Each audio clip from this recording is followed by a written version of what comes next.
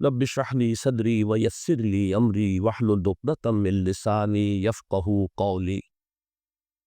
اللهم ربنا الهمنا رشدنا واعذنا من شرور انفسنا.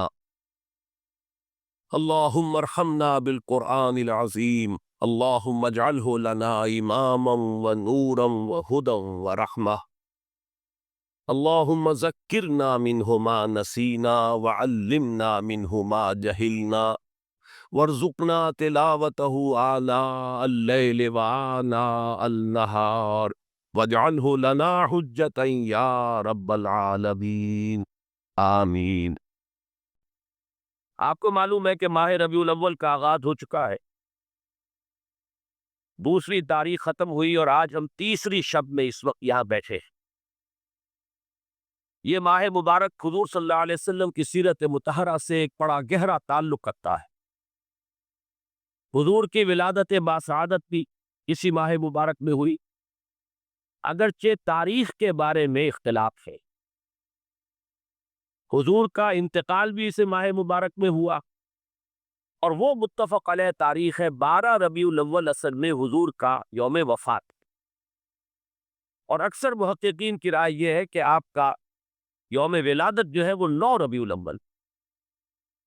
یہی وجہ ہے کہ مجھے یاد ہے کہ ہمارے بچپن میں اس دن کو جو لوگ کچھ تھوڑا بہت مناتے بھی تھے تو 12 وفات کے نام سے در حقیقت یہ نام یاد کیا جاتا تھا۔ حضور صلی اللہ علیہ وسلم کی وفات کا دن ہے، کچھ کھانا پکا کر کچھ غریبوں کو مساکین کو کھلانا، یہ در حقیقت چیز تھی کہ جو اب ہوتے ہوتے اس نے بہت ہی ایک دوسری صورت اختیار کر لی ہے۔ اب یہ ایک جشن بن گیا ہے اور ایک عید کا سا سما، بلکہ واقعہ یہ ہے کہ جو اصل دو عیدیں ہیں وہ کہیں پیچھے چلی گئی ہیں، اور یہ جو دو عیدیں ہم نے ایجاد کی ہیں، ایک عید میلاد النبی اور ایک عید استقلال، اگر ہم جائزہ لیں تو شاید یہ دو جو ہے یہ زیادہ فور گراؤنڈ میں آ چکی۔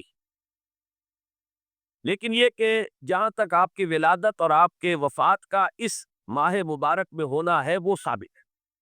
مزید برآں حضور کا ورود مدینہ منورہ میں بھی ماہ ربیع الاول میں ہوا۔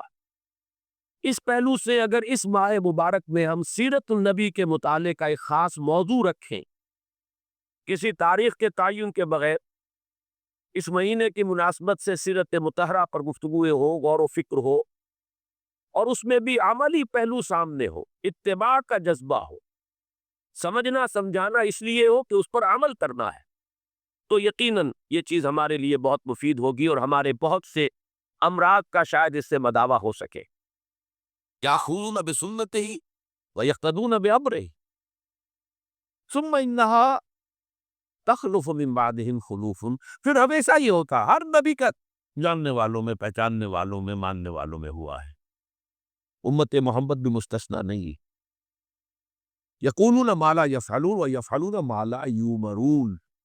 یہاں نوٹ کیجئے کہ وہ کہتے وہ تھے جو کرتے نہیں تھے، کرتے وہ تھے جس کا حکم نہیں۔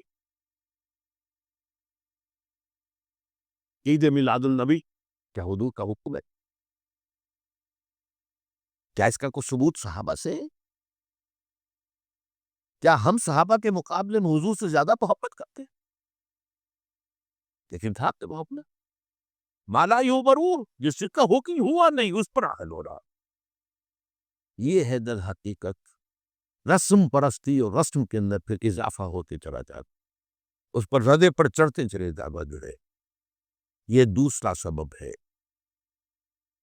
اور اس کا ایک نتیجہ بھی نکلتا ہے، وہ اسی پر بات ختم کروں گا، اگرچہ ایک اور حدیث جو ہے اس موضوع پر بہت اہم ہے۔ نتیجہ کیا نکلتا ہے؟ جہاں بدعت آئے گی سنت رخصت ہو جائے گی۔ اب نماز جنازہ تو کی وہ اہمیت نہیں ہوگی، نہ نماز جنازہ یاد کرنی ہے، نہ دعا یاد کرنی ہے، کچھ پتہ نہیں، جا کے کھڑے ہو گئے ہیں، وضو بھی ہے کہ نہیں ہے، لیکن قرآن خوانی میں تو جانا ہی جانا۔ یہ کیوں ہوتا؟ ورنہ یہ کہ نماز کی اہمیت ہوتی، نماز جنازہ کی، آپ اگرچہ عربی نہیں آتی لیکن ترجمہ تو اس دعا کا یاد کر لینا کوئی مشکل کام نہیں ہے، تاکہ کھڑے ہوں دل سے دعا مانگے۔ تو جہاں منت آئے گی وہاں سنت جو ہے اس کی حیثیت کم ہو جائے گی، اس کا استخفاف ہوگا یا غائب ہو جائے گی؟